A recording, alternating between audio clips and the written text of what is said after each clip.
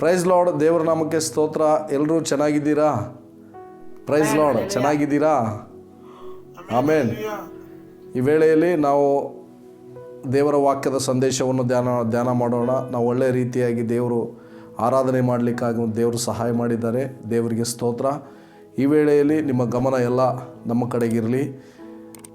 ದೇವರ ವಾಕ್ಯವನ್ನು ನಾವು ಶ್ರದ್ಧೆಯಿಂದ ಕೇಳುವಾಗ ಅದು ನಮ್ಮ ಜೀವಿತದಲ್ಲಿ ದೊಡ್ಡ ಆಶೀರ್ವಾದವನ್ನು ಉಂಟು ಮಾಡ್ತದೆ. ಈ ಸಮಯದಲ್ಲಿ ನಾವು ಮುಖ್ಯವಾದ ಒಂದು ಸಂಗತಿಯನ್ನು ಧ್ಯಾನ ಮಾಡಲಿಕ್ಕೆ ಹೋಗ್ತಾ ಇದ್ದೀವಿ, ಉಪವಾಸದ ಕುರಿತಾಗಿ. ಉಪವಾಸದ ಕುರಿತಾಗಿ ಅನೇಕರಲ್ಲಿ ಕೆಲವು ಅಭಿಪ್ರಾಯಗಳಿದೆ. ಆದರೆ ನಾವು ಸತ್ಯವೇದದ ಪ್ರಕಾರ ನಿಜವಾದ ಅರ್ಥವನ್ನು ನಾವು ತಿಳಿದುಕೊಳ್ಳೋಣ. ಉಪವಾಸ ಅಂದರೆ ಏನು? ಉಪವಾಸ ಯಾಕೆ ಮಾಡ್ತಾರೆ? ಉಪವಾಸ ಮಾಡುವುದರಿಂದ ಪ್ರಯೋಜನಗಳೇನು? ಮತ್ತು ಕೆಲವರು ಬೇರೆ ರೀತಿಯಲ್ಲಿ ಆ ಉಪವಾಸವನ್ನು ಯಾವ ಅರ್ಥದಲ್ಲಿ ಮಾಡ್ತಾರೆ ಎಂಬುದಾಗಿ ನಾವು ಧ್ಯಾನ ಮಾಡೋರಾಗೋಣ. ಆದ್ದರಿಂದ ನಾವು ಬೇಗನೆ ಮಾರ್ಕನು ಬರೆದ ಸುವಾರ್ತೆ 2ನೇ ಅಧ್ಯಾಯ 18ನೇ ವಚನವನ್ನು ಓದಿಕೊಳ್ಳೋಣ. ದಯಮಾಡಿ ಯಾರಾದರೂ ಒಬ್ಬರು ಓದಿ. ಇದಲ್ಲದೆ ಯೋಹಾನನ ಶಿಷ್ಯರು ಫರಿಸಾಯರು ನೋಡಿ, ಇದಲ್ಲದೆ ಯೋಹಾನನ ಶಿಷ್ಯರು ಫರಿಸಾಯರು ಉಪವಾಸವಾಗಿದ್ರಂತೆ. ಅವರು ಆತನ ಬಳಿಗೆ ಬಂದು, ಯೋಹಾನನ ಶಿಷ್ಯರು ಫರಿಸಾಯರ ಶಿಷ್ಯರು ಉಪವಾಸ ಮಾಡುತ್ತಾರಲ್ಲ, ನಿನ್ನ ಶಿಷ್ಯರು ಯಾಕೆ ಉಪವಾಸ ಮಾಡುವುದಿಲ್ಲ ಎಂದು ಕೇಳಿ. ಇಲ್ಲಿ ಯೇಸು ಕ್ರಿಸ್ತನ ಹತ್ರ ಬಂದು ಅವ್ರು ಕೇಳ್ತಾ ಇದ್ದಾರೆ ಏನಂತೇಳಿ. ಫರಿಸಾಯರು ಮತ್ತು ಯೋಹಾನನ ಶಿಷ್ಯರು ಉಪವಾಸ ಮಾಡ್ತಾರೆ, ನೀವು ಯಾಕೆ ಮಾಡುವುದಿಲ್ಲ? ಅಂದರೆ ಈ ಒಂದು ಫರಿಸಾಯರ ಶಾಸ್ತ್ರಿಗಳ ಒಂದು ಗುಂಪು ಕಂಡು ಹಿಡಿದೈತಿ. ಇದು ಯಾವಾಗಲೂ ಯೇಸು ಕ್ರಿಸ್ತನಲ್ಲಿ ಏನಾದರೂ ತಪ್ಪು ಕಂಡು ಹಿಡಿದು ಏನು ಮಾಡ್ಬೇಕು ಅಂತ ಹೇಳಿದರೆ ಅವನನ್ನು ಸಿಲುಕಿ ಹಾಕಿಸಬೇಕೆಂಬುದಾಗಿ ಅನೇಕ ರೀತಿಯಲ್ಲಿ ಅನೇಕ ಕಡೆಗಳಲ್ಲಿ ನಾವು ನೋಡ್ತೀವಿ. ಇಲ್ಲಿ ಕೂಡ ಹಾಗೇನೆ. ಯಾಕೆ ನಿನ್ನ ಶಿಷ್ಯರು ಉಪವಾಸ ಮಾಡೋದಿಲ್ಲ? ಯೋಹಾನನ ಶಿಷ್ಯರು ಮಾಡ್ತಾರೆ, ಫರಿಸಾಯರು ಮಾಡ್ತಾರೆ ಎಂಬುದಾಗಿ ಇಲ್ಲಿ ಕೇಳುವಂಥ ಒಂದು ಪ್ರಶ್ನೆ. ಆದ್ದರಿಂದ ಇಲ್ಲಿ ನಾವು ಗಮನಿಸಬೇಕಾದಂಥ ಒಂದು ಅಂಶ ಉಪವಾಸ ಎಂಬುದಾಗಿ ನಾವು ನೋಡೋದಾದರೆ, ಉಪವಾಸ ಇಂಗ್ಲೀಷ್ನಲ್ಲಿ ನೋಡ್ತೀವಿ, ಫಾಸ್ಟಿಂಗ್ ಎಂಬುದಾಗಿ ನಾವು ನೋಡ್ತೀವಿ. ಉಪವಾಸ ಇದು ಕನ್ನಡ ಒಂದು ಸಂಸ್ಕೃತ ಶಬ್ದದಿಂದ ಬಂದಂಥ ಒಂದು ಪದವಾಗಿದೆ. ಅದು ವಾಸ ಎಂಬುದಾಗಿ ನೋಡೋದಾದರೆ ಬಳಿವಾಸ ಎಂಬುದಾಗಿ. ಉಪವಾಸ ಅಂದರೆ ಬಳಿವಾಸ ಅಂದರೆ ದೇವರ ಬಳಿ ವಾಸ ಮಾಡುವುದೇ ಉಪವಾಸ. ಆಮೇಲೆ ದೇವರಿಗೆ ಸ್ತೋತ್ರವಾಗಲಿ. ಕೆಲವೊಬ್ರು ಏನು ಮಾಡ್ತಾರೆ, ಊಟ ಬಿಡುವುದು ಉಪವಾಸ ಅಂತ ತಿಳ್ಕೊಂಡಿದ್ದಾರೆ. ಕೆಲವೊಬ್ಬರು ನಾನಾ ರೀತಿಯಲ್ಲಿ ಉಪವಾಸಗಳನ್ನು ಆಚರಣೆ ಮಾಡ್ತಾರೆ. ಆದರೆ ಸತ್ಯವೇದ ಸ್ಪಷ್ಟವಾಗಿ ಹೇಳ್ತದೆ, ಉಪವಾಸ ಅಂದರೆ ದೇವರ ಬಳಿ ವಾಸ ಮಾಡುವುದು ಎಂಬುದಾಗಿ. ಇಲ್ಲಿ ನಾವು ಗಮನಿಸ್ತೇವೆ, ಧರ್ಮೋಪದೇಶ ಕಾಂಡ ಪುಸ್ತಕದಲ್ಲಿ ನೋಡುವಾಗ ದೇವರ ವಾಕ್ಯ ಈ ರೀತಿಯಾಗಿ ಹೇಳೋದನ್ನು ನಾವು ನೋಡ್ತೀವಿ. ನಾವು ನೋಡಿಕೊಳ್ಳೋಣ ಉಪವಾಸ ಅಂದರೆ ಏನೆಂಬುದರ ಅದರ ಅರ್ಥ. ಯಾಜಕ ಕಾಂಡ 16ನೇ ಅಧ್ಯಾಯ 29. ದಯವಿಟ್ಟು ಯಾರಾದರೂ ಒಬ್ಬರು ಓದ್ರಿ ಬೇಗನೆ. 16ನೇ ಅಧ್ಯಾಯ 29ನೇ ವಚನ ನಾನು ಓದ್ತೇನೆ. ಇದು ನಿಮಗೆ ಶಾಶ್ವತವಾದ ನಿಯಮ ಯಾವುದೆಂದರೆ, ಸ್ವದೇಶಸ್ಥರಾದ ನೀವು ನಿಮ್ಮಲ್ಲಿ ಇಳ್ಕೊಂಡಿರುವ ಅನ್ಯ ದೇಶದವರು ಎಲ್ಲರೂ 7ನೇ ತಿಂಗಳ 10ನೇ ದಿನದಲ್ಲಿ ಸಕಲ ವಿಧವಾದ ಕೆಲಸಗಳನ್ನು ಬಿಟ್ಟು ಉಪವಾಸ ಮಾಡಿ ಪ್ರಾಣವನ್ನು ಕುಂದಿಸಿಕೊಳ್ಳಬೇಕು. ದೇವರ ನಾಮಕ್ಕೆ ಸ್ತೋತ್ರವಾಗಲಿ. ಇಲ್ಲಿ ನಾವು ನೋಡ್ತೇವೆ ಏನೆಂದರೆ, ಸಕಲ ವಿಧವಾದ ಕೆಲಸಗಳನ್ನು ಬಿಟ್ಟು ಉಪವಾಸ ಮಾಡಿ ಪ್ರಾಣವನ್ನು ಕುಂದಿಸಿಕೊಳ್ಳಬೇಕೆಂಬುದಾಗಿ ಹೇಳ್ತಾರೆ. ಅಂದರೆ ಉಪವಾಸ ಅಂದರೆ ಎಲ್ಲವನ್ನು ಬಿಟ್ಟು ದೇವರ ಸನ್ನಿಧಾನದಲ್ಲಿ ಕಾಯ್ದುಕೊಂಡಿರುವುದೇ. ನಾವು ಜಜ್ಜಿದ ಮನಸ್ಸಿನೊಂದಿಗೆ, ದೀನ ಮನಸ್ಸಿನೊಂದಿಗೆ ನಾವು ದೇವರ ಸನ್ನಿಧಾನದಲ್ಲಿ ದೇವರನ್ನು ದೃಷ್ಟಿಸುವಂಥದ್ದೇ ಒಂದು ಉಪವಾಸವಾಗಿದೆ.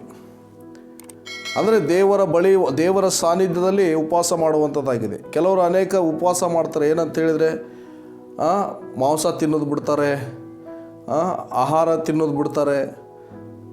ಅದನ್ನು ಹೇಳ್ತೀನಿ, ಊಟ ಬಿಡುವುದು ಏನಕ್ಕಾಗಿ ಊಟ ಬಿಡುವುದು ಅದನ್ನು ನಂತರ ಹೇಳ್ತೀನಿ. ಆದರೆ ಇದರಿಂದ ದೇವರು ಮೆಚ್ತಾನೆ ಅಂತ ಅವ್ರು ತಿಳ್ಕೊಂಡಿದ್ದಾರೆ. ಬೈಬಲ್ ಹೇಳ್ತದೆ, ಯೇಸು ಸ್ವಾಮಿ ಆಹಾರ ತಿನ್ನುವುದರಿಂದ ಮನುಷ್ಯ ಏನಾಗಲ್ಲ, ಹೊಲೆ ಆಗುವುದಿಲ್ಲ. ಮಾಂಸ ತಿನ್ನೋದು ಬಿಡ್ತಾರೆ ಕೆಲವು ಸಂದರ್ಭಗಳಲ್ಲಿ. ನೋಡಿ, ಬಾಯಿಯೊಳಗೆ ಸೇರಿ ಅದು ಏನಾಗ್ತದೆ, ಬಹಿರ್ದೇಶ ಒಳಗೆ ಹೋಗುತ್ತದಂತೆ. ಆದರೆ ಮನುಷ್ಯ ಆಹಾರ ತಿನ್ನುವುದರಿಂದ ಕೆಡುವುದಿಲ್ಲ. ಮತ್ತು ಹಾಗಾದರೆ ಈ ಆಹಾರ ತಿನ್ನುವುದು ಬಿಟ್ಟು ದೇವ್ರನ್ನ ಮೆಚ್ಚಿಸ್ಲಿಕ್ಕೆ ಆಗ್ತದಾ? ಇಲ್ಲ. ನಾವು ಉಪವಾಸ ಮಾಡೋದ್ರಿಂದ ಏನಾಗ್ತದೆ ಅಂದರೆ, ದೇವರ ಸನ್ನಿಧಾನದಲ್ಲಿ ದೇವರ ಜೊತೆ ಸಮಯ ಕಳೆಯುವಂಥದ್ದು, ದೇವರ ಜೊತೆ ಸಂಬಂಧವನ್ನು ಏರ್ಪಡಿಸಿಕೊಳ್ಳುವಂಥದ್ದು.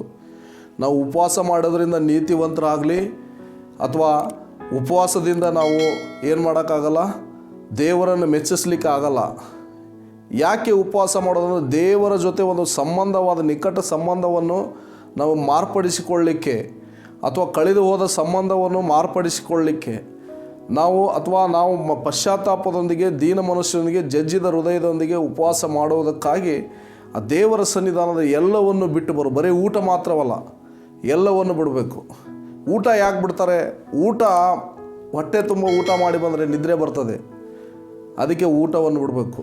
ಕೆಲವೊಂದು ಸಮಯದಲ್ಲಿ ನಾವು ನೋಡ್ತೇವೆ, ಊಟವನ್ನು ಯಾಕೆ ಬಿಡಬೇಕಂದ್ರೆ ನಮ್ಮ ಶರೀರವನ್ನು ನಾವು ಜಜ್ಜಿಕೊಳ್ಳುವುದಕ್ಕೆ, ಅಂದರೆ ಕ್ಷಮೆ ದಮೆಯನ್ನು, ನಮ್ಮ ಶರೀರವನ್ನು ನಮ್ಮ ಸ್ವಾಧೀನದಲ್ಲಿ ಇಟ್ಟುಕೊಳ್ಳುವುದಕ್ಕೆ. ಶರೀರ ನಮ್ಮ ಮನಸ್ಸನ್ನು ಕೇಳುವುದಿಲ್ಲ ಕೆಲವೊಂದು ಟೈಮಲ್ಲಿ, ಅದನ್ನು ಹತೋಟಿಯಲ್ಲಿ ತೆಗೆದುಕೊಳ್ಳುವುದಕ್ಕೆ ನಾವು ಊಟವನ್ನು ಬಿಡಬೇಕಾಗ್ತದೆ. ಹಾಗೆ ನಾವು ನೋಡ್ತೀವಿ, ವೈಜ್ಞಾನಿಕವಾಗಿ ವಾರಕ್ಕೆ ಒಂದು ಉಪವಾಸ ಇರುವುದು ಒಳ್ಳೆಯದು ಎಂಬುದಾಗಿ ನಾವು ನೋಡ್ತೀವಿ. ಆದರೆ ನಾವು ಆತ್ಮಿಕವಾಗಿ ನೋಡೋದಾದರೆ ಮೊದಲು ದೇವರ ಸನ್ನಿಧಾನದಲ್ಲಿ ದೇವರ ಜೊತೆ ಸಂಬಂಧ, ಅನ್ಯೋನ್ಯತೆಯನ್ನು ಏರ್ಪಡಿಸ್ತದೆ. ಅಷ್ಟು ಮಾತ್ರವಲ್ಲ, ನಮ್ಮ ಶರೀರವನ್ನು ಕುಂದಿಸಿಕೊಳ್ಳುವುದು, ಅಷ್ಟು ಮಾತ್ರವಲ್ಲ, ನಮ್ಮ ಶರೀರವನ್ನು ನಮ್ಮ ಹಿಡಿತದಲ್ಲಿ ತರುವುದಕ್ಕಾಗಿ ನಾವು ಆಹಾರವನ್ನು ಬಿಡುವಂಥದ್ದಾಗಿದೆ. ದೇವರಿಗೆ ಸ್ತೋತ್ರ. ಆದ್ದರಿಂದ ಇಲ್ಲಿ ನಾವು ಗಮನಿಸಬೇಕು, ಉಪವಾಸ ಅಂದರೆ ಎಲ್ಲವನ್ನು ಬಿಟ್ಟು ನಾವೇನು ಮಾಡೋದು? ದೇವರ ಸನ್ನಿಧಾನದಲ್ಲಿ ಕಾದು ಕುಳಿತುಕೊಳ್ಳುವುದೇ. ಮತ್ತು ಅನೇಕ ಅರ್ಥಗಳಿದೆ. ಯೆಶಾಯ ಬರೆದ ಪ್ರವಾದನೆ ಗ್ರಂಥದಲ್ಲಿ ನಾವು ನೋಡ್ತೇವೆ, ಅದನ್ನು ಮುಂದೆ ನೋಡೋಣ. ದೇವರಿಗೆ ಸ್ತೋತ್ರವಾಗಲಿ. ಆದ್ದರಿಂದ ಉಪವಾಸವನ್ನು ಯಾಕೆ ಮಾಡಿದರು ಅನೇಕರು? ಈಗ ನಾವು ಮಾರ್ಕನು ಬರೆದ ಸುವಾರ್ತೆಗೆ ತಿರುಗಿ ಹೋಗೋಣ. 2ನೇ ಅಧ್ಯಾಯ 19ನೇ ವಚನ ಅಲ್ಲಿ ಓದಿಕೊಳ್ಳೋಣ. ಅಲ್ಲಿ ಯೇಸು ಸ್ವಾಮಿ ಏನು ಹೇಳ್ತಾರೆ ಅದನ್ನು ನಾವು ಗಮನಿಸಿ ಮತ್ತೆ ಮುಂದೆ ಹೋಗೋಣ. 2ನೇ ಅಧ್ಯಾಯ 19ನೇ ವಚನ. ಯೇಸು ಅವರಿಗೆ ಹೇಳ್ತಾ ಇದ್ದಾರೆ, ಮದುವೆಯ ಜನರು ತಮ್ಮ ಸಂಗಡ ಮದಲಿಂಗನ ಇರುವಲ್ಲಿ ಉಪವಾಸ ಮಾಡುವುದುಂಟೆ. ಮದಲಿಂಗನು ತಮ್ಮ ಸಂಗಡ ಇರುವ ತನಕ ಅವರು ಉಪವಾಸ ಮಾಡಲಾಗದು. ಆದರೆ ಮದಲಿಂಗನನ್ನು ಅವರ ಬಳಿಯಿಂದ ತೆಗೆದುಕೊಂಡು ಹೋಗುವ ಕಾಲ ಬರುತ್ತದೆ, ಆ ಕಾಲದಲ್ಲಿ ಉಪವಾಸ ಮಾಡುವರು. ಸಾಕು. ಇಲ್ಲಿ ನಾವು ಗಮನಿಸ್ತೇವೆ, ಮದಲಿಂಗನ ಅವ್ರ ಜೊತೆ ಇದ್ದಾರೆ, ಆವಾಗ ಉಪವಾಸ ಮಾಡೋ ಅವಶ್ಯಕತೆ ಇಲ್ಲ. ಆದರೆ ಮದಲಿಂಗನ ತೆಗೆದುಕೊಂಡು, ಆದರೆ ಯೇಸು ಕ್ರಿಸ್ತನನ್ನು ಶಿಲುಬೆಗೆ ಹಾಕಿ ಆತನನ್ನು ಎಲ್ಲ ಇಡೀ ಮಾನವ ಕುಲದ ಪಾಪದ ಪರಿಹಾರಕ್ಕಾಗಿ ಆತನು ಶಿಲುಬೆ ಮೇಲೆ ಯಜ್ಞವಾಗಲಿಕ್ಕಿರ್ತಾರೆ.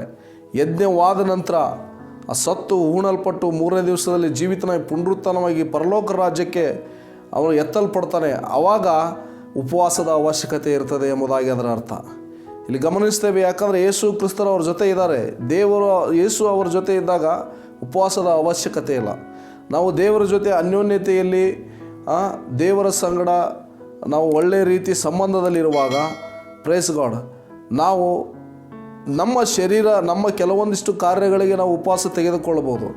ಆದರೆ ಮುಖ್ಯವಾಗಿ ನಾವು ನೋಡೋದಾದರೆ ಇದು ದೇವರ ಜೊತೆ ಪುನರ್ಸ್ಥಾಪನೆ ಮಾಡೋದು, ಕಳೆದು ಹೋದ ಸಂಬಂಧವನ್ನು ಮತ್ತೆ ಪುನರ್ಸ್ಥಾಪನೆ ಮಾಡುವುದಕ್ಕಾಗಿ ಜಜ್ಜಿದ ಮನಸ್ಸಿನೊಂದಿಗೆ, ಒಂದು ಕುಗ್ಗಿದ ಮನಸ್ಸಿನೊಂದಿಗೆ ನಾವು ದೇವರ ಸನ್ನಿಧಾನದಲ್ಲಿ ಎಲ್ಲವನ್ನು ಬಿಟ್ಟು ಬರುವಂಥದ್ದೇ ಉಪವಾಸದ. ಬರೀ ಊಟವನ್ನು ಮಾತ್ರವಲ್ಲ, ಎಲ್ಲವನ್ನು ಬಿಟ್ಟು ಕೂಡಿಕೊಂಡಿರುವುದೇ ದೇವರ ಸನ್ನಿಧಾನದಲ್ಲಿರುವಂಥದ್ದೇ ಏನಾಗಿದೆ?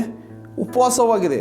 ಆದ್ದರಿಂದ ನಾವು ನೋಡ್ತೀವಿ, ಅಲ್ಲಿ ಯೇಸು ಕ್ರಿಸ್ತರು ಹೇಳ್ತಾರೆ, ಯಾಕಂದರೆ ಅಲ್ಲಿ ಸ್ನಾನಿಕನಾದ ಯೋಹಾನನು ಏನು ಮಾಡ್ತಾರೆ? ಸೆರೆಗೆ ಹಾಕಲ್ಪಟ್ಟಿರ್ತಾನೆ.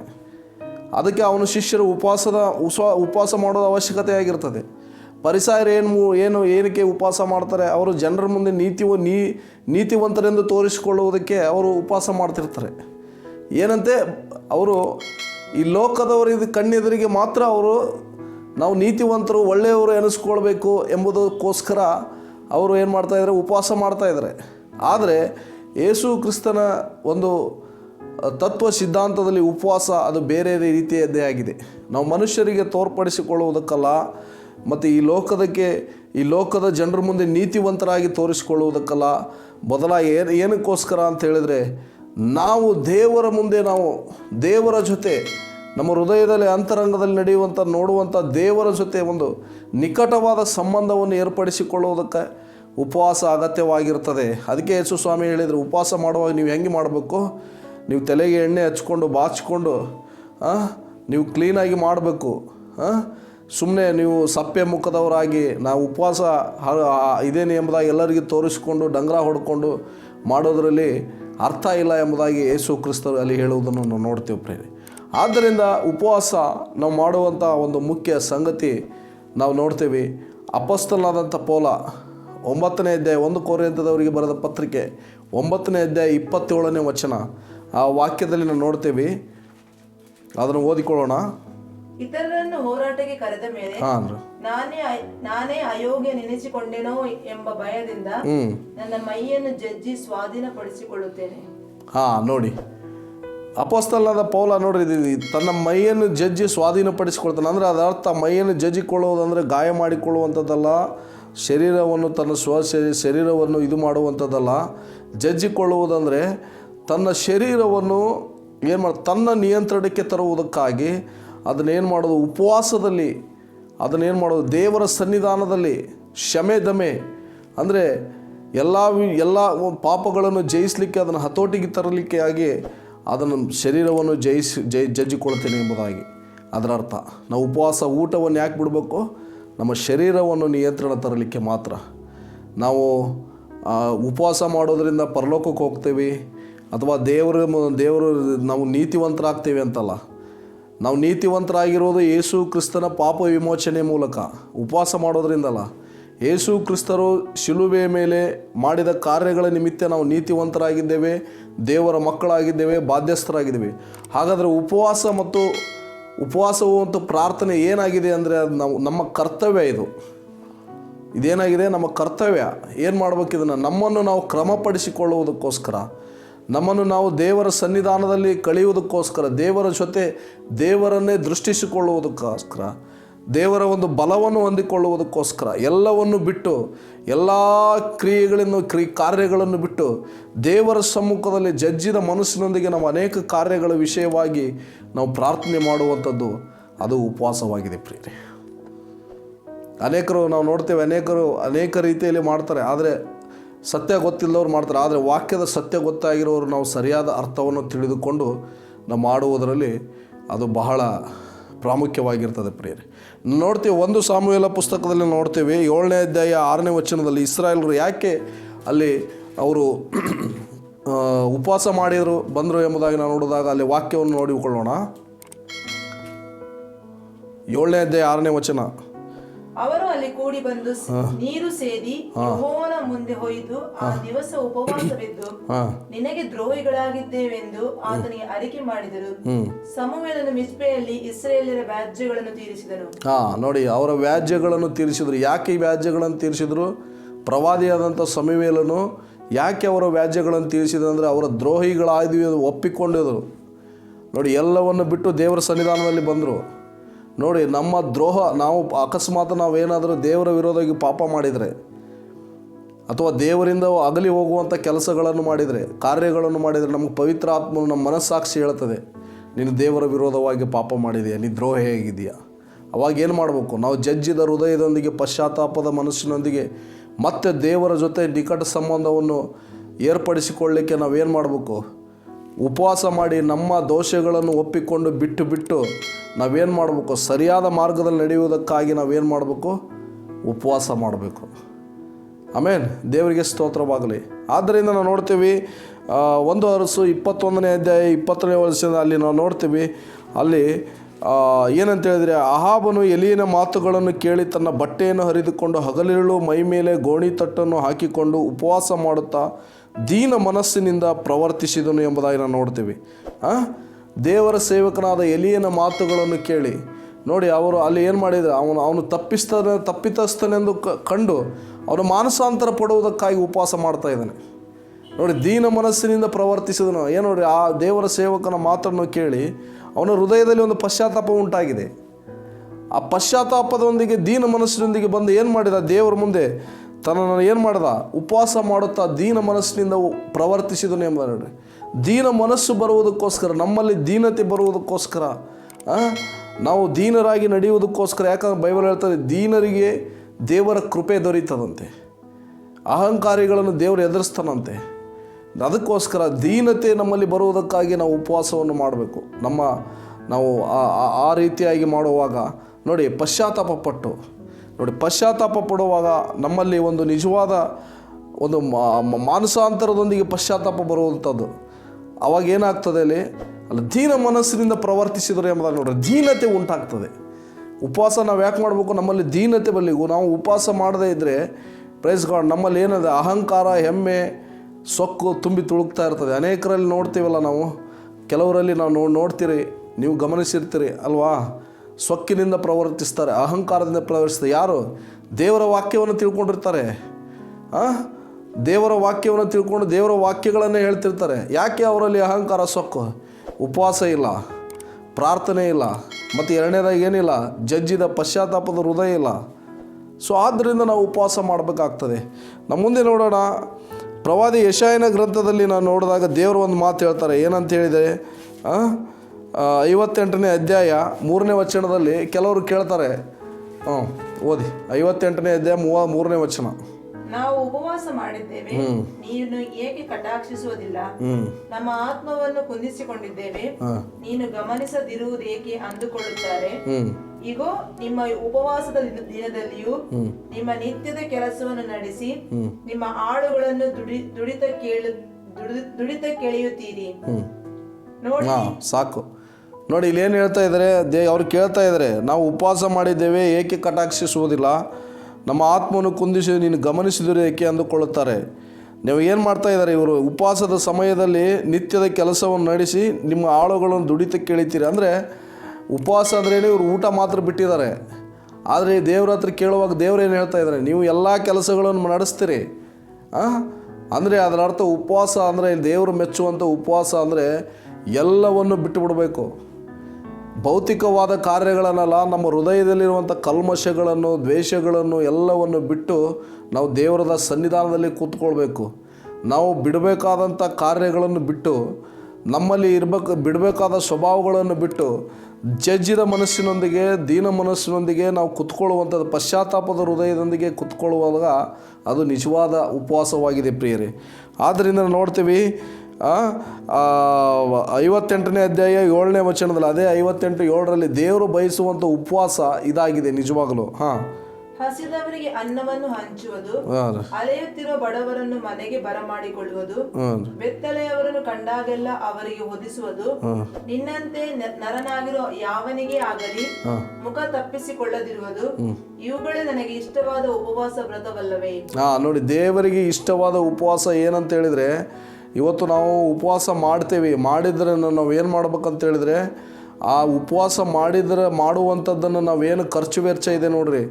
ಸೊ ಅಂದರೆ ನಾವು ಮಿಕ್ಕಿದ್ರಲ್ಲಿ ಬಡವರಿಗೆ ಸಹಾಯ ಮಾಡೋದಲ್ಲ, ನಾವು ಊಟವನ್ನು ಬಿಟ್ಟು, ನಾವು ಉಪಯೋಗಿಸುವಂಥ ಸೌಲಭ್ಯಗಳನ್ನು ಬಿಟ್ಟು ತ್ಯಾಗ ಮಾಡಿ ಇತರರಿಗೆ ಸಹಾಯ ಮಾಡ್ತೇವಲ್ಲ, ಅದು ನಿಜವಾಗಲೂ ದೇವರು ಮೆಚ್ಚುವಂಥ ಉಪವಾಸವಾಗಿದೆ. ಇವತ್ತು ನಮ್ಮ ಕಡೆ ಹೆಚ್ಚಾಗಿದ್ದನ್ನು ಕೆಲವರು ದಾನ ಮಾಡ್ತಾರೆ. ಏನು ಹೇಳಿ, ಅವರು ಉಪಯೋಗಿಸಿ ಐಷಾರಾಮಿ ಜೀವನ ಮಾಡಿ ಬೇಕಾದಂಗೆ ತಿಂದು ಉಂಡು ಎಲ್ಲ ಆದಮೇಲೆ ಏನು ಮಾಡ್ತಾರೆ, ಬಡವ್ರಿಗೇನೋ ಕೊಡೋಣ, ಸ್ವಲ್ಪ ದೇವರು ಆಶೀರ್ವಾದ ಮಾಡ್ತಾನೆ, ಅದು ಮಾಡ್ತಾನೆ, ಇದು ಮಾಡ್ತಾನೆ ಅಂತೆ ಕೆಲವರು ಹೋಗಿ ಮಾಡ್ತಾರೆ. ಮಾಡೋದು ಒಳ್ಳೆಯದೇ, ಮಾಡಬಾರ್ದಂತಲ್ಲ. ಆದರೆ ಅದಕ್ಕಿಂತ ಮುಖ್ಯವಾಗಿ ನಿಜವಾದ ಆಶೀರ್ವಾದ ಬರಬೇಕಂದ್ರೆ ಏನು ಮಾಡ್ಬೇಕಂತ ಹೇಳಿದ್ರೆ, ನಾವು ನಿಜವಾಗಲೂ ನಾವು ಉಪವಾಸ ಇದ್ದು ನಾವು ತಿನ್ನುವುದನ್ನು ಬಿಟ್ಟು ಇನ್ನೊಬ್ರಿಗೆ ಊಟ ಕೊಡಬೇಕು. ಅಂದರೆ ಅದರ ಅರ್ಥ ನಾವು ಹೆಚ್ಚಾಗಿದ್ದನ್ನು ಮಾಡುವುದಲ್ಲ, ನಾವು ಇರುವುದನ್ನೇ ತೆಗೆದಿಟ್ಟು ಕೊಡುವುದು, ಅದು ನಿಜವಾದ ಉಪವಾಸ ವ್ರತ ಎಂಬುದಾಗಿ. ಹಲ್ಲೆಲೂಯಾ, ದೇವರ ನಾಮಕ್ಕೆ ಸ್ತೋತ್ರವಾಗಲಿ. ಇಲ್ಲಿ ಗಮನಿಸಬೇಕು, ನಾನು ಹೇಳೋದು ಅರ್ಥ ಆಗುತ್ತಾ ನಿಮಗೆ? ನಿಮ್ಮ ಕಡೆ ಏನೂ ಇಲ್ಲ ಅಂತ ಇಟ್ಕೊಳ್ಳಿ. ಈಗ ಏನು ಮಾಡೋದು, 3 ದಿವಸ ಉಪವಾಸ ಇಡ್ತೀರಿ. ಆವಾಗ 3 ದಿವಸ ಉಪವಾಸದಲ್ಲಿ ನಿಮಗೆ ಎಷ್ಟು ಉಳಿದಿರ್ತೈತಿ, ಊಟಕ್ಕೆ ತಿಂಡಿಗೆ ಆಗುವಂಥ ಏನು ಉಳಿದಿರ್ತದಲ್ಲ, ಅದನ್ನು ಹೋಗಿ ಏನು ಮಾಡೋದು, ಯಾರಿಗೆ ನಿಮಗೆ ದೀನರಿಗೆ ಮತ್ತು ಬಡವರಿಗೆ, ಅನಾಥರಿಗೆ, ದಿಕ್ಕಿಲ್ಲದವರಿಗೆ ಕೊಡುವಾಗ ಏನಾಗ್ತದೆ, ಅದು ನಿಜವಾದ ಉಪವಾಸ ವ್ರತ ಆಗ್ತದೆ. ನನಗೆ ಹೆಚ್ಚಾದದ್ರಲ್ಲಿ ದಾನ ಮಾಡೋದಲ್ಲ, ನಾನು ಊಟ ಮಾಡೋದು ಬಿಟ್ಟು ಕೊಡುವುದೇ ನಿಜವಾದ ಉಪವಾಸ ವ್ರತ ಎಂಬುದಾಗಿ ಇಲ್ಲಿ ದೇವರ ವಾಕ್ಯದಲ್ಲಿ ನಾವು ನೋಡ್ತೀವಿ ಪ್ರಿಯರೇ. ಆಮೇನ್, ದೇವರಿಗೆ ಸ್ತೋತ್ರವಾಗಲಿ. ಹಾಗೆ ಮಾಡಲಿಕ್ಕೆ ದೇವರು ಎಲ್ಲ ನಮಗೆ ಸಹಾಯ ಮಾಡಲಿ. ಅದಕ್ಕಾಗಿ ನಾವು ನೋಡ್ತೀವಿ, ಉಪವಾಸದ ಅನೇಕ ವಿಚಾರಗಳನ್ನು ನಾವು ನೋಡ್ತೀವಿ. ಯೋವೇಲನ ಪ್ರವಾದನೆ ಗ್ರಂಥದಲ್ಲಿ ನೋಡ್ತೀವಿ. 2ನೇ ಅಧ್ಯಾಯ 12ರಿಂದ 17ನೇ ವಚನದವರೆಗೆ ನೀವು ಮನೆಗೆ ಹೋಗಿ ಓದಿಕೊಳ್ಳಿ. ಆದರೆ 12ನೇ ವಚನ ಒಂದು ಓದಿಕೊಳ್ಳೋಣ ನಾವು.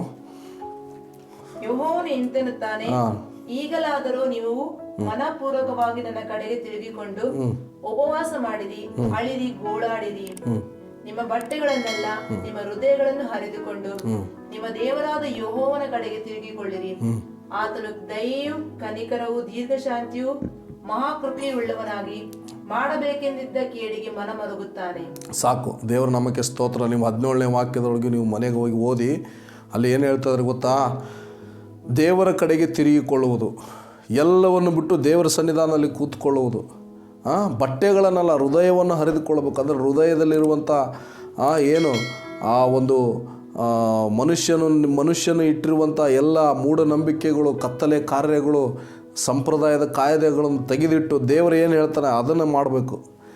ಇವತ್ತಿನ ದಿವಸಗಳಲ್ಲಿ ನಾವು ನೋಡ್ತೇವೆ, ಅನೇಕರು ಏನು ಮಾಡ್ತಾರೆ, ಯಾರೋ ಮಾಡ್ಕೊಂಡು ಬಂದಿದ್ದು ಮಾಡ್ತಾ ಇದ್ದಾರೆ. ಅದರಿಂದ ನಾವು ನೀತಿವಂತರಾಗಲ್ಲ, ಅದರಿಂದ ನಾವು ದೇವ್ರನ್ನ ಮೆಚ್ಚಿಸ್ಲಿಕ್ಕಾಗಲ್ಲ. ಮಾಂಸ ತಿನ್ನೋದು ಬಿಡೋದ್ರಿಂದ, ಮೊಟ್ಟೆ ತಿನ್ನೋದು ಬಿಡೋದ್ರಿಂದ ನಾವು ಉಪವಾಸ ಮಾಡಿ ಅದರಿಂದ ನೀತಿವಂತರಾಗೋದಿಲ್ಲ. ಬಟ್ ನಾವೇನು ಮಾಡಬೇಕು? ನಾವು ಸಂಪೂರ್ಣವಾಗಿ ನಮ್ಮ ಹೃದಯದಲ್ಲಿ ಸತ್ಯವನ್ನು ನಾವು ತಿಳಿದವರಾಗಿರಬೇಕು. ದೇವರು ಏನು ಹೇಳ್ತಾ ಇದ್ದಾನೆ, ದೇವರ ಕಡೆ ತಿರುಗುವುದಂದ್ರೆ ಏನು? ದೇವರನ್ನು ಚೆನ್ನಾಗಿ ನಾವು ತಿಳಿದುಕೊಳ್ಳುವುದೇ ನಿತ್ಯ ಜೀವವಾಗಿದೆ. ಯೋಹಾನನ ಬರೆದ ಸುವಾರ್ತೆ 17:3 ನೋಡ್ತೇವೆ. ಏನಂತ ಹೇಳಿದಾನೆ? ನಾನು ಕಳಿಸಿಕೊಟ್ಟ ತಂದೆಯನ್ನು ನನ್ನನ್ನು ತಿಳಿದುಕೊಳ್ಳುವುದೇ ನಿತ್ಯ ಜೀವ ಎಂಬುದನ್ನು ನೋಡ್ತೇವೆ. ನಾವೇನಂತ ಹೇಳಿದರೆ, ನಿಜವಾಗಲೂ ದೇವರ ಹೃದಯವನ್ನು ತಿಳಿದುಕೊಳ್ಳುವಾಗ ಅದೇ ಮನ ತಿರುಗುವುದು. ಅಲ್ಲಿ ಏನಾಗ್ತದೆ ಅಂತ ಹೇಳಿದರೆ, ನಮ್ಮದು ಈ ಲೌಕಿಕವಾದ ವಿಷಯಗಳು ಏನಾಗ್ತದೆ, ಸತ್ತು ಹೋಗ್ತವೆ. ಇದು ನಿಜವಾದ ಉಪವಾಸದ ವ್ರತಗಳಾಗಿದೆ. ಇನ್ನೂ ಅನೇಕ ಕಾರ್ಯಗಳಿದ್ದಾವೆ, ನಾವು ನೋಡ್ತೀವಿ. ಅದಕ್ಕೋಸ್ಕರ ನಾವು ಮರಿಬಾರ್ದು. ಉಪವಾಸ ಅಂದರೆ ದೇವರ ಬಳಿ ವಾಸ ಮಾಡು, ಎಲ್ಲವನ್ನು ಬಿಟ್ಟು ಬಿಡೋದು. ಉಪವಾಸ ಅಂದರೆ ಕೆಲವರು ಅದೇ ತಪ್ಪಾಗಿ ಅರ್ಥ ಮಾಡ್ಕೊಂಡ್ಬಿಟ್ಟಿದ್ದಾರೆ. ಊಟ ಬಿಟ್ಟರೆ ಉಪವಾಸ, ಊಟ ಬಿಟ್ಟರೆ ಉಪವಾಸ ಅಲ್ಲ. ನಾವು ಎಲ್ಲ ಕೆಲಸ ಕಾರ್ಯಗಳನ್ನು ಬಿಟ್ಟು ದೇವರ ಸನ್ನಿಧಾನದಲ್ಲಿ ನಮ್ಮ ಪಾಪಗಳನ್ನು ಬಿಟ್ಟು ದೇವರೊಂದಿಗೆ ಪಶ್ಚಾತ್ತಾಪದ ಹೃದಯದೊಂದಿಗೆ ನಾವು ಮನ ಪರಿವರ್ತನೆ ಆಗುವುದೇ, ನಾವು ದೀನ ಮನಸ್ಸನ್ನು ಧರಿಸಿಕೊಳ್ಳುವುದೇ, ಜಜ್ಜಿನ ಹೃದಯವನ್ನು ನಾವು ದೇವರ ಮುಂದೆ ಬರುವಾಗ ಆತನ ಏನು ಮಾಡ್ತಾನೆ? ನಮಗೆ ನೂತನ ಮನಸ್ಸನ್ನು ಕೊಡ್ತಾನೆ. ಅದನ್ನೇ ದೇವರು ಭರಿಸುವಂಥದ್ದು. ಉಪವಾಸ ವ್ರತ ಮೆಚ್ಚುವಂಥದ್ದೇನು? ನಾವು ಇತರರಿಗೆ ನಾವು ಉಪವಾಸ ನಮಗೆ ಇರುವುದರಲ್ಲಿ ನಮಗೆ ಏನು ಕೊಡಲಿಕ್ಕಿಲ್ಲ ಅಂದರೆ ನಾವು ಉಪವಾಸ ಇದ್ದಾದರೂ ಕೊಡಬೇಕು. ಅದು ನಿಜವಾದ ದೇವರ ಒಂದು ದೃಷ್ಟಿಯಲ್ಲಿ ಒಂದು ನಿಜವಾದ ಏನಾಗಿದೆ? ಉಪವಾಸವಾಗಿದೆ ಪ್ರಿಯರೇ. ಇವತ್ತು ಯೇಸು ಕ್ರಿಸ್ತರು ನಾವು ನೋಡ್ತೇವೆ, ಉಪವಾಸದ ಕುರಿತಾಗಿ ಹೇಳುವಾಗ 6ನೇ ಅಧ್ಯಾಯದಲ್ಲಿ ನೋಡ್ತೇವೆ. ನೀವು ಹೇಗೆ ಉಪವಾಸ ಮಾಡಬೇಡ್ರಿ. 6ನೇ ಅಧ್ಯಾಯದಲ್ಲಿ ಓದೋಣ, ಅದನ್ನು ನಾವು ಗಮನಿಸೋಣ. 6ನೇ ಅಧ್ಯಾಯ, ಮತ್ತಾಯ 6ನೇ ಅಧ್ಯಾಯ 16ನೇ ವಚನ ಓದಿ. ಇದಲ್ಲದೆ ನೀವು ಉಪವಾಸ ಮಾಡುವಾಗ ಕಪಟಿಗಳಂತೆ ಮುಖವನ್ನು ಸಪ್ಪಗೆ ಮಾಡಿಕೊಳ್ಳಬೇಡಿರಿ. ಅವರು ತಾವು ಉಪವಾಸಿಗಳೆಂದು ಜನರಿಗೆ ತೋರುವುದಕ್ಕಾಗಿ ತಮ್ಮ ಮುಖವನ್ನು ವಿಕಾರ ಮಾಡಿಕೊಳ್ಳುತ್ತಾರೆ. ಅವರು ತಮಗೆ ಬರತಕ್ಕ ಫಲವನ್ನು ಹೊಂದಿದ್ದಾಯಿತೆಂದು ನಿಮಗೆ ಸತ್ಯವಾಗಿ ಹೇಳುತ್ತೇನೆ. ಆದರೆ ನೀನು ಉಪವಾಸ ಮಾಡುವಾಗ ತಲೆಗೆ ಎಣ್ಣೆ ಹಚ್ಚಿಕೊಂಡು ಮುಖವನ್ನು ತೊಳಕೋ. ಹೀಗೆ ಮಾಡಿದರೆ ನೀನು ಉಪವಾಸಿ ಎಂದು ಜನರಿಗೆ ಕಾಣದೆ ಹೋದಾಗ್ಯೂ ಅಂತರಂಗದಲ್ಲಿರುವ ನಿನ್ನ ತಂದೆಗೆ ಉಪವಾಸಿ ಎಂದು ಕಾಣಿಸಿಕೊಳ್ಳುವೆ. ಅಂತರಂಗದಲ್ಲಿ ನಡೆಯುವುದನ್ನು ನೋಡುವ ನಿನ್ನ ತಂದೆಯು ನಿನಗೆ ಫಲ ಕೊಡುವನು. ನೋಡಿ, ಅಂದರೆ ಈ ಉಪವಾಸ ನಾವು ಯಾರಿಗೋ ತೋರಿಸ್ಲಿಕ್ಕೆ ಮಾಡೋದಲ್ಲ, ಏನೋ ಜನರಿಂದ ಹೊಗಳಿಕೊಳ್ಳುವುದಕ್ಕೆ ಮಾಡುವುದಲ್ಲ. ಬದಲಾಗಿ ದೇವರ ಜೊತೆ ನಾವು ಯಥಾರ್ಥವಾಗಿ ನಮ್ಮ ಹೃದಯದ ಅಂತರಂಗದಲ್ಲಿ ಇರ್ತಕ್ಕಂಥ ನಮ್ಮ ಚಚ್ಚಿದ ಮನಸ್ಸಿನೊಂದಿಗೆ, ತಗ್ಗಿದ ಮನಸ್ಸಿನೊಂದಿಗೆ ನಾವು ದೇವರ ಸನ್ನಿಧಾನದಲ್ಲಿ ದೇವರನ್ನು ದೃಷ್ಟಿಸುವುದು, ಎಲ್ಲವನ್ನು ಬಿಟ್ಟು ದೇವರ ಸಮ್ಮುಖದಲ್ಲಿ ನಾವು ಇರುವಂಥದ್ದೇ ಉಪವಾಸವಾಗಿದೆ ಪ್ರಿಯರೇ. ನೋಡಿ ಏನು ಮಾಡ್ತಾರೆ ಕೆಲವರು, ಅಯ್ಯೋ ನಾವು ಉಪವಾಸ ಇದ್ದೀನಿ, ಅಷ್ಟು ದಿವಸ ಉಪವಾಸ, ಏನು ತಿನ್ನಲ್ಲಪ್ಪ ನಾನು, ಏನು ಮುಟ್ಟೋದಿಲ್ಲ, ಅದರಿಂದ ಏನು ನೀ ಪರಲೋಕಕ್ಕೂ ಹೋಗೋದಿಲ್ಲ, ನೀನು ನೀತಿವಂತನೂ ಅನ್ನಿಸ್ಕೊಳ್ಳೋದಿಲ್ಲ, ನಿನಗೆ ಪ್ರತಿಫಲನೂ ಕೊಡೋಲ್ಲ ದೇವರು. ಉಪವಾಸ ಅಂದರೆ ಹೇಗಿರಬೇಕು? ಉಪವಾಸವಂದರೆ ಎಲ್ಲವನ್ನು ತ್ಯಜಿಸಿ ನೀವು ದೇವರ ಮುಂದೆ ಏನು ಮಾಡಬೇಕು? ಯಥಾರ್ಥವಾಗಿ ಕರ್ತನನ್ನು ದೃಷ್ಟಿಸಬೇಕು. ನಿನ್ನ ಹೃದಯದ ಅಂತರಂಗದಲ್ಲಿ ನಡೆಯುವಂಥದ್ದನ್ನು ನೋಡಿ ದೇವರು ಪ್ರತಿಫಲ ಕೊಡ್ತಾನೆ. Praise God. ದೇವರ ನಾಮಕ್ಕೆ ಸ್ತೋತ್ರವಾಗಲಿ. ದೇವರ ವಾಕ್ಯ ಅದನ್ನೇ ಯೇಸು ಹೇಳಿದ್ದು. ಆದ್ದರಿಂದ ಉಪವಾಸ ಎಂಬುದು ನಾವು ಯಾಕೆ ತೆಗೆದುಕೊಳ್ಳಬೇಕು? ಊಟ ಬಿಡುವುದು ಒಳ್ಳೆಯದೇ. ಅದು ನಮ್ಮ ಶರೀರವನ್ನು ನಮ್ಮ ಹತೋಟಿಗೆ ತೆಗೆದಕ್ಕೋಸ್ಕರ, ನಮ್ಮ ಆರೋಗ್ಯವನ್ನು ಕಾಪಾಡಿಕೊಳ್ಳುವುದಕ್ಕೋಸ್ಕರ ನಾವು ಉಪವಾಸ ಮಾಡುವುದು ಒಳ್ಳೆಯದೇ. ಆದರೆ ಅದನ್ನು ಹೇಗೆ ಮಾಡಬೇಕೆಂಬುದಾಗಿ ನೋಡೋದಾದರೆ ನಾವು ಪವಿತ್ರಾತ್ಮನ ಪ್ರೇರಣೆಯಿಂದ ಮಾಡಬೇಕು. ದೇವರು ನಮಗೆ ತಿಳಿಸ್ತಾನೆ, ವಾಕ್ಯದ ಮುಖಾಂತರ ಮಾತನಾಡ್ತಾನೆ. ಅಲ್ಲಿ ಯಾವ್ಯಾವುದಕ್ಕೆ ಉಪವಾಸವಾಗಿ ಕೂಡಿ ಬಂದರು ನಾವು ನೋಡಿಕೊಂಡ್ವಿ. ಈ ಸಮಯದಲ್ಲಿ ಅವರು ಇನ್ನೂ ಅನೇಕ ವಿಚಾರಗಳಿದ್ದಾವೆ. ದೇವರು ಮಾತನಾಡ್ತಾನೆ. ಆ ರೀತಿಯಾಗಿ ನಾವು ಉಪವಾಸ ತೆಗೆದುಕೊಳ್ಳುವಾಗ ದೇವರು ಆಶೀರ್ವದಿಸ್ತಾನೆ.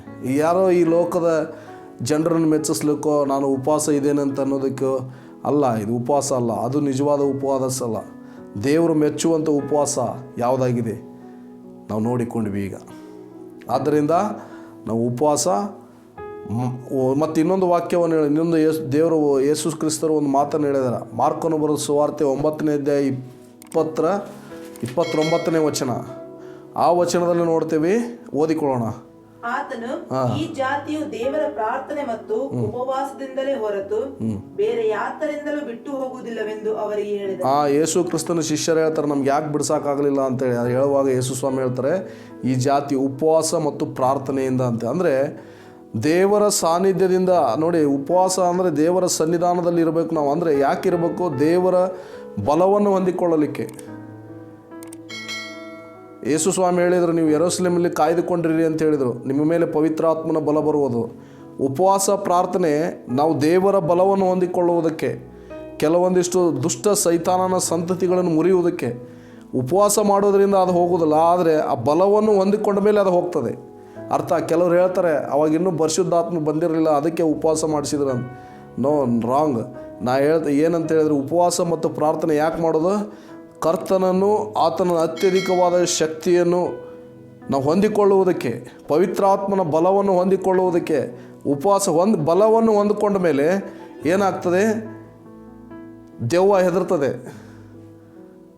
Praise God. ಅಲ್ಲಿ ದೇವರ ಸನ್ನಿಧಾನದಲ್ಲಿ ಇರುವಾಗ ನಮ್ಮಲ್ಲಿ ಏನಾಗ್ತದೆ? ದೇವರ ಸನ್ನಿಧಾನದಲ್ಲಿ ದೇವರ ಬಲ ಬರುವಾಗ, ದೇವರ ಪ್ರಸನ್ನತೆಯಲ್ಲಿರುವಾಗ ನಮ್ಮ ಏನಾಗ್ತದೆ? ನಾವು ಪರಿಶುದ್ಧತೆಯಲ್ಲಿಯೂ ದೇವರ ಪ್ರಾರ್ಥನೆಯಲ್ಲಿ ದೆವ್ವಗಳು, ಭೂತಗಳು ಹೆದರ್ತವೆ. ಆಗಲಾರದಂಥ ಕಾರ್ಯಗಳು ನಮಗೆ ಆಗ್ತದೆ. ಮತ್ತು ಅಷ್ಟು ಮಾತ್ರ ಅಲ್ಲ, ಈ ಉಪವಾಸ ಪ್ರಾರ್ಥನೆ ಯಾಕೆ ನಾವು ಕೆಲವು ವಿಷಯಗಳಲ್ಲಿ, ಮದುವೆ ಕಾರ್ಯಗಳಲ್ಲಿ, ಕೆಲವೊಂದು ಇಂಪಾರ್ಟೆಂಟ್ ಕಾರ್ಯಗಳಲ್ಲಿ ಯಾಕೆ ಮಾಡಬೇಕಂದ್ರೆ, ಎಲ್ಲವನ್ನು ಬಿಟ್ಟು ದೇವರ ಸನ್ನಿಧಾನದಲ್ಲಿ ಕೂತ್ಕೊಳ್ಳೋದು, ದೇವರ ಚಿತ್ತವನ್ನು ತಿಳ್ಕೊಳ್ಳೋದಕ್ಕೆ. ಉಪವಾಸ ಮಾಡೋದ್ರಿಂದ ಆ ಕಾರ್ಯ ಆಗೋದಿಲ್ಲ. ಆ ಕಾರ್ಯ ಏನು ಆಗ್ತದೆ, ಏನು ಮಾಡಬೇಕು ಅದಕ್ಕನ್ನು ತಿಳ್ಕೊಳ್ಳೋದಕ್ಕೆ ಇದನ್ನು ದೇವರ ಸನ್ನಿಧಾನದಲ್ಲಿರೋದು. ಅರ್ಥ ಮಾಡ್ಕೋಬೇಕು ನಾವು. ಸೊ ಆದ್ದರಿಂದ ಉಪವಾಸ ಮತ್ತು ಪ್ರಾರ್ಥನೆ ನಮ್ಮ ಜೀವಿತದಲ್ಲಿ ಇದು ಏನಂತ ಹೇಳಿದರೆ, ಪ್ರೈಸ್ ಗಾಡ್, ನಮ್ಮ ಹೋರಾಟದ ಜೀವಿತದಲ್ಲಿ ದೇವರ ಬಲವನ್ನು ಹೊಂದಿಕೊಂಡು ಯಶಸ್ವಿಯಾದ ಹೋರಾಟವನ್ನು ಮಾಡಲಿಕ್ಕೆ ನಮಗೆ ಬೇಕು. ನಾವು ಬಲವನ್ನು ಹೊಂದಿಕೊಳ್ಳಲಿಕ್ಕೆ, ಇದನ್ನು ನಾವು ನೀತಿವಂತರೆಂದು ತೋರಿಸಿಕೊಳ್ಳುವುದಕ್ಕಲ್ಲ, ಅಥವಾ ಮತ್ತೊಂದು ಕಾರ್ಯಕ್ಕಲ್ಲ. ಏನು ಮಾಡಲಿಕ್ಕೆ? ನಾವು ದೇವರ ಬಲವನ್ನು ಹೊಂದಿಕೊಳ್ಳುವುದಕ್ಕೆ, ಪವಿತ್ರಾತ್ಮನ ಬಲವನ್ನು ಹೊಂದಿಕೊಂಡು ನಾವು ದೇವರ ಯೋಜನೆಗಳನ್ನು ಸರಿಯಾದ ರೀತಿಯಲ್ಲಿ ಕಾರ್ಯಗತಗೊಳಿಸುವುದಕ್ಕೆ, ದೇವರ ಮಾರ್ಗಗಳನ್ನು ತಿಳಿದುಕೊಳ್ಳುವುದಕ್ಕೆ, ದೇವರ ಸ್ವರಗಳನ್ನು ತಿಳಿಸಿಕೊಳ್ಳೋದಕ್ಕೆ, ನಾವು ಮುಂದೆ ಮಾಡ್ತಕ್ಕಂಥ ಕಾರ್ಯಗಳ ಕುರಿತಾಗಿ ನಾವು ತಿಳಿದುಕೊಳ್ಳುವುದಕ್ಕೆ ಈ ಉಪವಾಸ ಮತ್ತು ಪ್ರಾರ್ಥನೆಗಳನ್ನು ಮಾಡುವಂಥದ್ದು. ಮಿಸ್ಅಂಡರ್ಸ್ಟ್ಯಾಂಡಿಂಗ್ ಮಾಡ್ಕೋಬೇಡ್ರಿ. ಯೇಸು ಸ್ವಾಮಿ 40 ದಿವಸ ಫಾಸ್ಟಿಂಗ್ ಪ್ರೇಯರ್ ಮಾಡಿದ್ದಾರೆ, ನೀವು ಮಾಡಬಾರ್ದು ಅಂತ ಹೇಳುವಂಥ ಉಪದೇಶಕರಿದ್ದಾರೆ. ಉಪವಾಸ ಪ್ರಾರ್ಥನೆ ಇದು ನಾವು ಯಾರಿಗೆ ಮಾಡೋದು ಅಂತ ಹೇಳಿದರೆ, ಇದು ವಾಕ್ಯಗಳು ನಾನು ಇದುವರೆಗೆ ಹೇಳಿದ್ನಲ್ಲ, ಅದನ್ನು ನೀವು ಹೇಳಬೇಕು. ಆಮೇನ್. ದೇವರಿಗೆ ಸ್ತೋತ್ರವಾಗಲಿ. ಆದ್ದರಿಂದ ನಾವು ಸರಿಯಾದ ಅರ್ಥದಲ್ಲಿ ಎಲ್ಲವನ್ನು ಬಿಟ್ಟು ದೇವರ ಸಮ್ಮುಖದಲ್ಲಿ ಕೂಡುವುದೇ ಉಪವಾಸ. ಆಮೇನ್. ದೇವರಿಗೆ ಸ್ತೋತ್ರವಾಗಲಿ. ಈ ವಾಕ್ಯಗಳ ಮುಖಾಂತರ ದೇವರು ನಿಮ್ಮನ್ನು ಧಾರಾಳವಾಗಿ ಆಶೀರ್ವಾದ ಮಾಡಲಿ. ನಾವು ಪ್ರಾರ್ಥನೆ ಮಾಡಿಕೊಳ್ಳೋಣ. ಪ್ರೀತಿಯುಳ್ಳ ಪರಲೋಕದ ತಂದೆ ಆ ದೇವರೇ, ಹೌದು ಕರ್ತನೆ, ನಾವು ಉಪವಾಸದಲ್ಲಿಯೂ ಪ್ರಾರ್ಥನೆಯಲ್ಲಿಯೂ ನಿನ್ನ ಸಮ್ಮುಖದಲ್ಲಿ ದೇವರೇ ನಾವು ಕಾಲ ಕಳೆಯುವುದಕ್ಕೆ ಸಹಾಯ ಮಾಡಿರಿ. ನಿಮ್ಮ ಬಲವನ್ನು ಹೊಂದಿಕೊಂಡವರಾಗಿ ಕೆಲವು ಹೋರಾಟಗಳನ್ನು ಜಯಿಸುವುದಕ್ಕೆ, ಕೆಲವು ಕೆಟ್ಟ ಜಾತಿಯ ಸಂತತಿಗಳನ್ನು ಮುರಿಯುವುದಕ್ಕೆ, ದೇವರಿಗೆ ಮಾರ್ಗಗಳನ್ನು ತಿಳಿದುಕೊಳ್ಳುವುದಕ್ಕೆ ಕರ್ತನೆ ದೇವರೇ ಸ್ತೋತ್ರ, ನೀವು ಸಹಾಯ ಮಾಡಿರಿ. ಎಲ್ಲ ಮಹಿಮೆ ನಿಮಗೆ ಸಲ್ಲಿಸ್ತೇವೆ ದೇವರೇ. ನೀವು ಮಾತನಾಡಿದ್ದಕ್ಕಾಗಿ ಸ್ತೋತ್ರ ಅಪ್ಪ. ನನ್ನ ಜ್ಞಾನವಲ್ಲ, ಪರಿಶುದ್ಧಾತ್ಮ ದೇವರೇ, ನಿಮ್ಮ ಜ್ಞಾನ ನೀವು ಕೊಟ್ಟಿದ್ದಕ್ಕಾಗಿ ನಿಮಗೆ ಸ್ತೋತ್ರ ಸ್ವಾಮಿ. ಎಲ್ಲ ಮಹಿಮೆ ನಿಮಗೆ ಸಲ್ಲಿಸ್ತೇವೆ. ಎಲ್ಲರನ್ನು ಆಶೀರ್ವದಿಸಿರಿ. ಈ ಆನ್ಲೈನಲ್ಲಿ ಕೇಳುವಂಥ, ಈ ಸಂದೇಶವನ್ನು ಕೇಳುವಂಥ ಮಕ್ಕಳನ್ನು ಆಶೀರ್ವದಿಸಿರಿ. ಮಹಿಮೆ ನಿಮಗೆ ಸಲ್ಲಿಸ್ತೇವೆ. ಪ್ರಾರ್ಥನೆ ಕೇಳಿದ್ದಕ್ಕಾಗಿ ಸ್ತೋತ್ರ. ಪ್ರಾರ್ಥನೆ ಯೇಸು ಕ್ರಿಸ್ತರ ಧನ್ಯ ನಾಮದಲ್ಲಿ ಬೇಡಿ ಬಂದಿದ್ದೇವೆ, ಪರಲೋಕದ ಜೀವವುಳ್ಳ ತಂದೆಯೇ. ಆಮೇನ್.